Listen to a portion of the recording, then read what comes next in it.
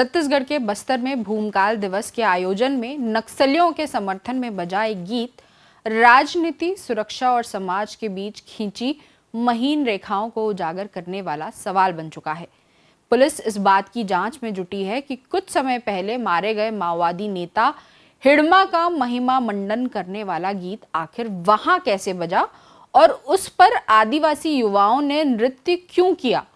दूसरी ओर सर्व आदिवासी समाज का कहना है कि YouTube पर वह गीत अनजाने में लूप पर चल गया। पहली नजर में ये तकनीकी भूल लग सकती है, लेकिन इंटरनेट की दुनिया में झांकें तो तस्वीर कहीं अधिक जटिल और असहज है।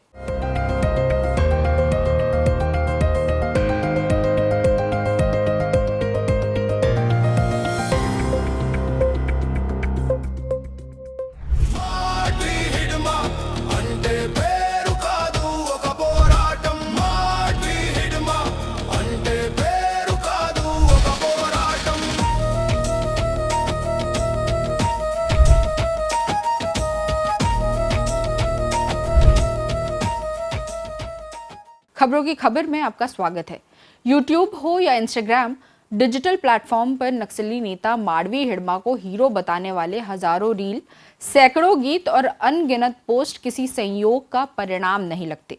ये महज एल्गोरिदम की गलती नहीं, बल्कि उस मनोविज्ञान का आईना है जो बस्तर के जंगलों से निकलकर स्मार्टफोन की स्क्रीन तक फैल चुका है। सवाल ये है कि एक ऐसा व्यक्ति जिस पर हिंसा, हमलों और सुरक्षा बलों की हत्या के गंभीर आरोप रहे हैं, जो बस्तर में हिंसा का एक बड़ा प्रतीक था, वह कुछ लोगों के लिए अब भी नायक क्यों बना हुआ है। दिनांक 10 फरवरी को जगदलपुर मुख्यालय में सर्व आदिवासी समाज के द्वारा भूमकाल दिवस के उपलक्ष्य पे एक रैली निकाली गई थी। रैली के पश्चात एक वीडियो वायरल हुआ है जो हम तक भी पहुंचा है, जिसमें कुछ आपत्तिजनक गाने बज रहे हैं डीजे के साउंड पे। इसको लेकर के जो भी आयोजन करता है, जिन्होंने आयोजन की अनुमति ली थी, उनको बुलाया गया है। उनसे जानकारी ली जाएगी कि किस तरीके से ये पूरा मामला ऐसे आया है सामने, और जो भी उचित कार्रवाई होगी आगे की जाएगी। ये अनायास नहीं है कि 4 दिन पहले जिस हिडमा के गाने बस्तर में बजे, उसी हिडमा के गांव में आंध्र प्रदेश के लोगों का एक दल हिडमा के गांव पुवर्ती पहुंच गया और अंतिम संस्कार स्थल पर हिडमा को महिमा मंडित करने की कोशिश की। इन लोगों को पुलिस ने हिरासत में भी लिया और पूछताछ के बाद उन्हें छोड़ा। समझना मुश्किल नहीं है कि यहाँ 2 तरह के लोग आमने सामने खड़े दिखाई देते हैं।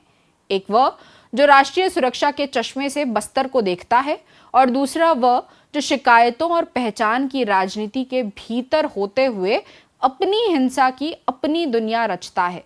जब देश के गृह मंत्री अमित शाह ने 31 मार्च तक देश से नक्सलवाद को पूरी तरह खत्म करने की बात कही, तब ये संदेश स्पष्ट था कि राज्य अब निर्णायक कार्रवाई के मूड में है। लेकिन भूमकाल दिवस की घटना बताती है कि बंदूक की आवाज थम भी जाए तो विचार और प्रतीक इतनी जल्दी खत्म नहीं होंगे।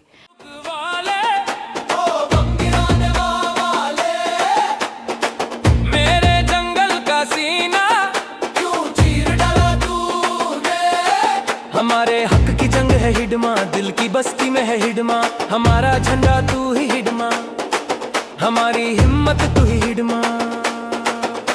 पुवर्ती फूलों ने तुझे जन्म दिया, अल्लूरी जिले में भाई अमर हुआ। तेरे गांव का कल और आज कैसा है, तुझे जनने वाली माँ का दिल रोता है। ओरे केंद्र वाले, ओरे कोबरा वाले, राज्य के लिए खेल है तेरा, जंगल के लिए जंग हमारी, धन के लिए। माड़वी हिडमा का नाम बस्तर के कई गांवों में अलग अलग अर्थों में हमारे सामने है।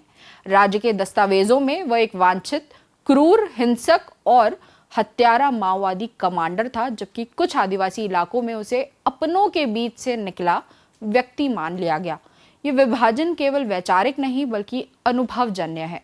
दशकों से चल रहे नक्सल संघर्ष ने बस्तर को विकास, विस्थापन, सुरक्षा अभियानों और अविश्वास की बहसों के बीच खड़ा रखा है। जिन गांवों ने पुलिस कैंप देखे हैं, वहीं उन्होंने माओवादी फरमान भी झेले हैं। ऐसे में किसी एक व्यक्ति की छवि पर राय बनाना सिर्फ कानून की किताब से तय नहीं होता, बल्कि स्थानीय स्मृतियों, भय और असुरक्षा से भी बनता है। सर्व आदिवासी समाज का तर्क है कि गीत अनजाने में बजा ये संभव है। यूट्यूब से सेट कर लिए थे, हम मोबाइल के माध्यम से चला रहे थे और फ्लो में वो चलते गया, लगातार चलते गया होगा और ध्यान नहीं दिए।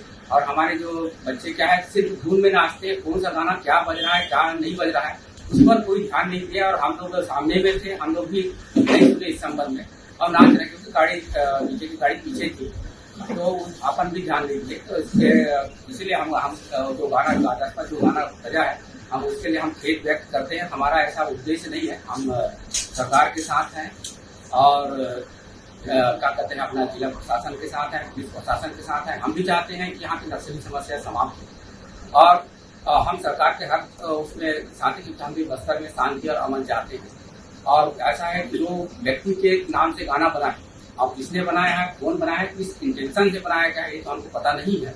डिजिटल प्लेटफॉर्म पर प्लेलिस्ट और ऑटो लूप की दुनिया में तकनीकी चूक असामान्य नहीं, परंतु सवाल ये है कि ऐसी सामग्री इतनी आसानी से उपलब्ध क्यों है? क्यों माओवादी नेताओं के महिमा मंडन वाले गीतों की भरमार है? कौन बना रहा है ये गीत? कौन शूट कर रहा है ये रील? और सबसे अहम सवाल, कौन देख रहा है, लाइक कर रहा है, शेयर कर रहा है? सोशल मीडिया अब केवल मनोरंजन का माध्यम नहीं, बल्कि वैचारिक युद्ध का नया मैदान है। पहले जहां जंगलों में बैठकर पर्चे बांटे जाते थे, अब वही काम डिजिटल पोस्ट कर रहे हैं। एक वीडियो हजारों किलोमीटर दूर बैठे दर्शकों तक पहुंच जाता है। किसी स्थानीय घटना को मिनटों में प्रतिरोध की कथा या शहादत की कहानी का रूप दे दिया जाता है। एल्गोरिदम उन वीडियो को और ऊपर धकेलता है जिन पर ज्यादा प्रतिक्रिया मिलती है। इस तरह एक सीमित विचारधारा वायरल होकर व्यापक लगने लगती है। ये भी सच है कि बस्तर में दशकों से चली आ रही हिंसा ने पीढ़ियों को प्रभावित किया है। कई युवाओं ने बचपन से ही सुरक्षा बलों और माओवादियों के बीच मुठभेड़ों की खबरें सुनी हैं। हजारों लोगों ने अपने परिजनों को खोया है, कभी नक्सली हमले में तो कभी सुरक्षा बलों की कार्रवाई में। इस त्रासदी के बीच पैदा हुई पीढ़ी के लिए नायक की परिभाषा मुख्य धारा के शहरों से अलग हो सकती है। जहां राज्य व्यवस्था को सुरक्षा का प्रतीक माना जाता है, वहीं कुछ इलाकों में वही व्यवस्था भय का स्रोत भी बन जाती है। इस मनोविज्ञान को समझे बिना केवल दमन से समस्या का हल ढूंढना अधूरा प्रयास होगा। लेकिन दूसरी तरफ ये भी उतना ही जरूरी है कि हिंसा का महिमा मंडन किसी भी रूप में स्वीकार्य नहीं हो सकता।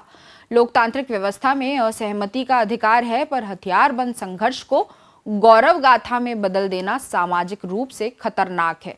जब किसी माओवादी नेता पर बने गीत पर सार्वजनिक मंच से लोग नाचते हैं, तो ये केवल सांस्कृतिक अभिव्यक्ति नहीं रह जाती, बल्कि राज्य के लिए चुनौती का संकेत बन जाती है। ये संकेत बताता है कि वैचारिक धरातल पर अभी भी लड़ाई जारी है। यहाँ राजनीति की भूमिका भी कम महत्वपूर्ण नहीं है। बस्तर लंबे समय से चुनावी रणनीतियों का केंद्र रहा है। विकास के वादे, सड़क और बिजली के आंकड़े, स्कूल और अस्पताल की घोषणाएं, इन सबके बीच जमीन पर भरोसे का संकट बना रहा। कई बार स्थानीय समुदायों को लगता है कि उनकी आवाज दिल्ली या रायपुर तक पूरी तरह नहीं पहुंचती। ऐसे में जब कोई व्यक्ति व्यवस्था के खिलाफ खड़ा होने की कथा के साथ प्रस्तुत होता है, तो वह कुछ युवाओं के लिए आकर्षण का केंद्र बन सकता है। सवाल ये नहीं कि माड़वी हिडमा कौन था, सवाल ये है कि वह प्रतीक क्यों बना। यदि इंटरनेट पर हजारों रील उसके समर्थन में हैं, तो ये केवल तकनीकी समस्या नहीं, सामाजिक संकेत है। ये संकेत बताता है कि डिजिटल साक्षरता के साथ साथ वैचारिक संवाद की भी जरूरत है। केवल वीडियो हटाने या अकाउंट बंद करने से विचार नहीं मिटते। विचार तब कमजोर पड़ते हैं जब उनके पीछे की शिकायतों को सुनकर धरातल पर उसका निदान हो। राज्य की रणनीति दो धारी होनी चाहिए। एक तरफ कठोर सुरक्षा कार्रवाई ताकि हिंसक गतिविधियों को रोका जा सके, दूसरी तरफ संवाद, विकास और विश्वास बहाली की सतत प्रक्रिया। यदि किसी समुदाय को लगता है कि उसकी संस्कृति, जमीन और पहचान खतरे में है, तो वह अपने नायकों को गढ़ेगा, भले ही वे मुख्य धारा की नजर में खलनायक क्यों ना हो। इसलिए केवल कानून की भाषा काफी नहीं, संवेदनशील राजनीति की भी जरूरत है। भूमकाल दिवस की घटना ने यह भी दिखाया कि सांस्कृतिक आयोजनों की निगरानी और डिजिटल सामग्री की समझ अब प्रशासनिक प्राथमिकता बन चुकी है, पर निगरानी और नियंत्रण के बीच संतुलन जरूरी है। अत्यधिक कठोरता से अभिव्यक्ति पर अंकुश का आरोप लगेगा और ढिलाई से वैचारिक उग्रता बढ़ेगी। यही वह महीन रेखा है जिस पर लोकतंत्र को चलना होता है। आखिर में मूल प्रश्न वही है, कौन है वे लोग जिनके लिए हिड़मा आज भी हीरो है? वे शायद वे युवा हैं जिन्होंने अपने गांव में विकास की रोशनी कम और संघर्ष की धूल ज्यादा देखी है। वे शायद वे लोग हैं जिनके लिए राज्य एक दूर की सत्ता है और स्थानीय चेहरा ज्यादा परिचित। वे शायद वे भी हैं जो सोशल मीडिया की आभासी दुनिया में प्रतिरोध की रोमांचक कथा से प्रभावित हो जाते हैं। कुछ ऐसे भी होंगे जिन्हें क्रूर हिंसा की राजनीति ताकत का एहसास देती होगी। इन सभी को एक ही तराजू में तौलना न तो न्याय संगत है न व्यवहारिक। बस्तर की कहानी केवल बंदूक और बारूद की नहीं बल्कि पहचान, अस्मिता और भरोसे की भी है। यदि सचमुच नक्सलवाद को जड़ से खत्म करना है तो उसे केवल जंगलों में नहीं बल्कि दिलों और दिमागों में भी जीत हासिल करनी होगी। गीतों पर प्रतिबंध लगाना आसान है, लेकिन उन परिस्थितियों को बदलना कठिन है जिनसे ऐसे गीत जन्म लेते हैं। यही चुनौती है और यही असली परीक्षा भी। हथियारों की हिंसा के साथ साथ हिंसा को उपजाने वाले विचारों पर भी लगाम जरूरी है। खबरों की खबर में फिर किसी खबर पर होगी बात।